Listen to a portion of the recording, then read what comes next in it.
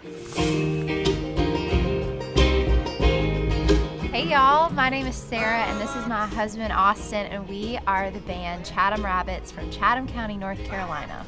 It's not something you see very often these days, especially not from a couple of 20-somethings. A husband and wife bluegrass banjo-playing folk duo.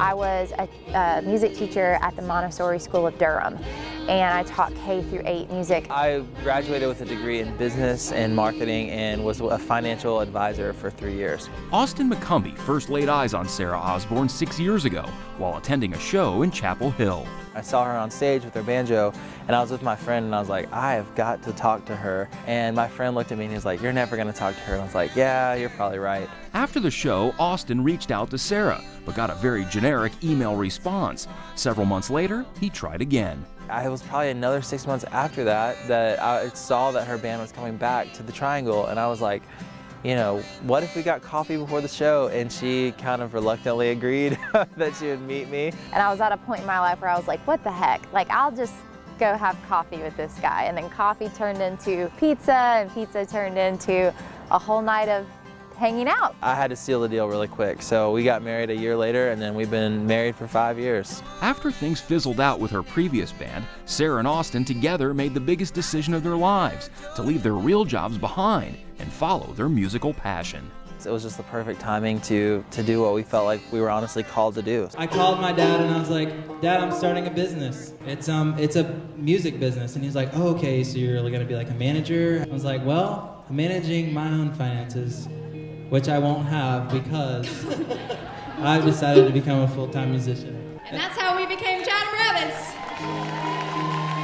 We were just in this very pivotal moment in life, and if we didn't take the chance to get out of our comfort zone and try playing music for a living, that we might lose the opportunity. And we just felt like that was scarier than staying in our jobs. Raised on country, bluegrass, folk, and blues music, Austin and Sarah turned their home into their office, writing and rehearsing. We just worked it like a 9 to 5. We'd wake up, you know, at 8 a.m., have our coffee, start hitting the phone, start, you know, working it just like a normal job. What a blessed peace, what a joy to find. As for the band's name, they didn't really choose it as much as it chose them. And there's a rich history with the rabbit in Chatham County. It was once the meat rabbit capital of the U.S., which is like totally bizarre. And there was actually a string band in the town, and they called themselves the Chatham Rabbit String Band. Well, then we find out that the guitar player for that string band lived in the house that we just bought. And so we just had to be called Chatham Rabbits. So instead of going to Nashville to try to make it big, Austin and Sarah began traveling the Carolinas in a 1986 Winnebago, playing small-town theaters and festivals. So our first year of playing music, we played in churches, we played in baseball fields, we played in, you know, real proper theater venues, but also in backyards and porches. Why don't you make them welcome the Chatham Rabbits, y'all.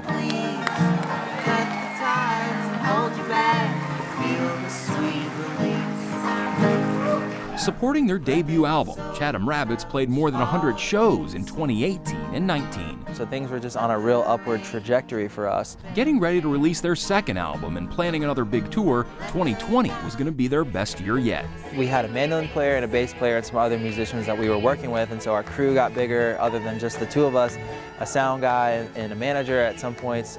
So we ended up looking for a new vehicle that could accommodate everybody to go on this big tour with our second album. And so we found this awesome deal on this awesome tour bus that was all the way out in California. So they went out west, bought a new RV, visited the mountains in Grand Canyon, even did some fly fishing.